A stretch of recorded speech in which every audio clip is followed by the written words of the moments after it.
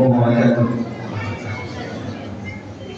إن الحمد لله نحمده ونستعينه ونستغفره ونعوذ بالله من شرور أنفسنا ومن سيئات أعمالنا، من يهده الله فلا مضل له ومن يضلل فلا هادي له. أشهد أن لا إله إلا الله وحده لا شريك له وأشهد أن محمدا عبده ورسوله. فإن أصدق الحديث كتاب الله وخير الهدي هدي محمد صلى الله عليه وسلم وشر الأمور محدثاتها فإن كل محدثة بدعة وكل بدعة ضلالة وكل ضلالة في النار. Segala puji bagi Allah yang telah menjadikan kita seorang muslim yang senantiasa menjauhi segala yang dilarangnya dan menjalankan segala yang diperintahkannya. Tidak semoga salawat serta salam tercurahkan kepada junjungan kita Nabi Muhammad sallallahu alaihi wasallam beserta keluarganya, para sahabatnya serta pengikutnya yang senantiasa mengikuti petunjuk yang beliau bawa hingga akhir hayat nanti.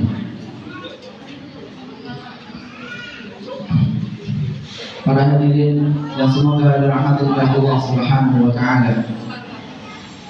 Sesungguhnya sekarang sedang banyak musibah, kesusahan dan segala kesulitan yang menimpa umat Islam, baik pribadi ataupun sosial yang menyangkut berbagai aspek kehidupan. Tidak lain karena maksiat yang dilakukan oleh mereka itu sendiri.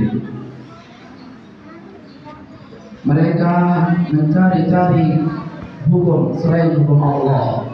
Mereka mencari penerapan syariat selain syariat Allah. Padahal Allah adalah Sang Pencipta. Dia menciptakan segalanya.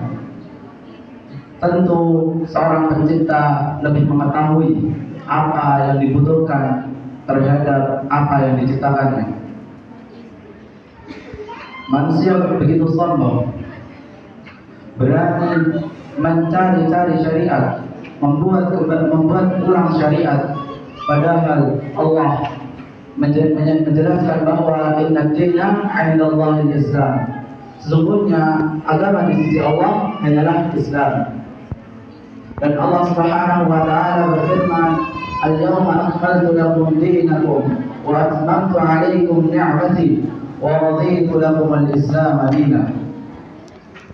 Dalam ayat tersebut para ulama menjelaskan bahwasanya ayat tersebut menjelaskan bahwa Islam telah sempurna, bahwa Rasulullah telah menyampaikan seluruh ajarannya, maka telah sempurnalah agama ini.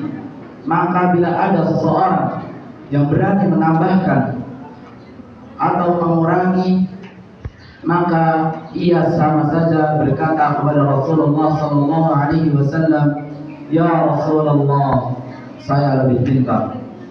Siapa kalian? Siapa yang berani mengatakan lebih pintar daripada Rasulullah sallallahu alaihi wasallam? Rasulullah adalah manusia termulia yang ada di muka bumi ini.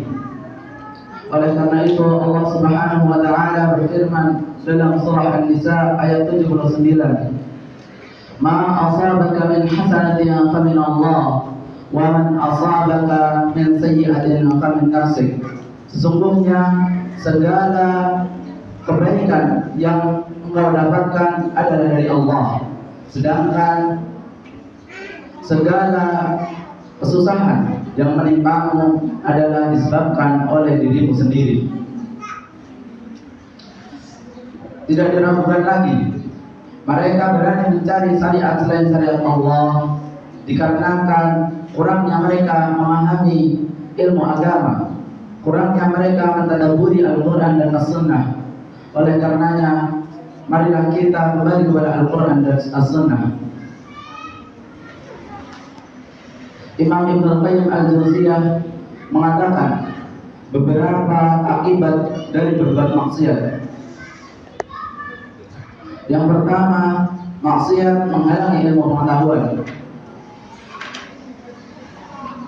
Imam Malik berkata kepada Imam Syafi'i ketika melihat kecerdasan Imam Syafi'i, wahai anakku, aku melihat Allah telah menyiratkan cahaya pada hatimu, maka janganlah engkau memadamkan cahaya itu dengan maksiat. Mungkin kita sering mendengarkan kajian atau ilmu dari para ustaz-ustaz atau dari para guru-guru kita, namun ilmu itu hanya masuk ke dalam telinga kita kemudian keluar kembali.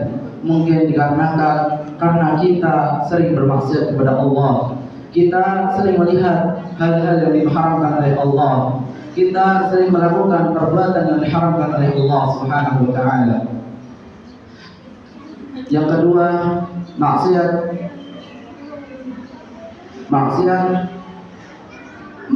mempersulit rezeki. Rasulullah Shallallahu Alaihi Wasallam bersabda, sesungguhnya seseorang ditahan rezekinya karena maksiat yang dia lakukan. Yang ketiga, maksiat menjauhkan seseorang dari Allah Subhanahu Wa Taala. Ada seseorang yang mengeluhkan kepada seorang arif tentang kegersaman hatinya.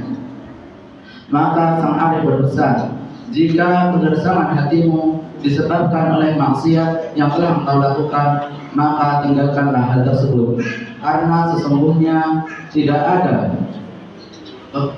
kepahitan yang lebih pahit daripada dosa di atas dosa. Yang keempat, maksiat menimbulkan jarak kepada orang baik. Ada seorang salaf mengatakan, aku bermaksiat kepada Allah Subhanahu wa taala.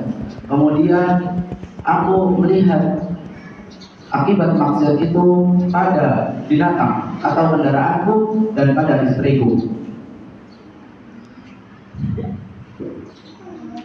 Yang kelima, maksiat menyulitkan segala urusan. Sebagaimana takwa memudahkan urusan, maka maksiat dapat menyulitkan urusan. Ibnu Abbas radhiyallahu anhu berkata, sesungguhnya kebaikan itu mendatangkan kecerahan pada wajah, cahaya pada hati, kekuatan pada badan, dan kebaikan. Sedangkan kemaksiatan mendatangkan kemuraman pada wajah, kegelapan pada hati dan kubur, lemahnya badan dan keburukan. Oleh karena itu kita berdoa kepada Allah Subhanahu wa taala dengan doa, Allahumma qasim lana min khasyatika ma tahulu bihi bainana wa baina ma'siyatik, wa min ta'atika ma tuballighuna bihi jannatak, wa min al-yaqini ma tuhawwinu bihi 'alaina masa'ib ad-dunya. Ya Allah, karuniakanlah kepada kami rasa takut yang menjadikan kami, yang menghalangi kami dari bermaksiat kepadamu, dan berikanlah kami rasa taat yang mengantarkan kami ke dalam surga, dan berikanlah kepada kami keyakinan sehingga membuat musibah ini menjadi ringan, musibah di dunia ini terasa ringan bagi kami. Oleh karena itu kita sebagai seorang mukmin layak seyogianya kita beramal ma'ruf nahi munkar. Kita mencegah dari segala kemungkaran yang ada sesuai batas kemampuan masing-masing, dengan sesuai dengan Al-Quran dan As-Sunnah. Mungkin sekian yang dapat saya sampaikan, kurang lebihnya bila ada khilaf, ada salah hilaf, mohon maaf. Wassalamualaikum warahmatullahi wabarakatuh.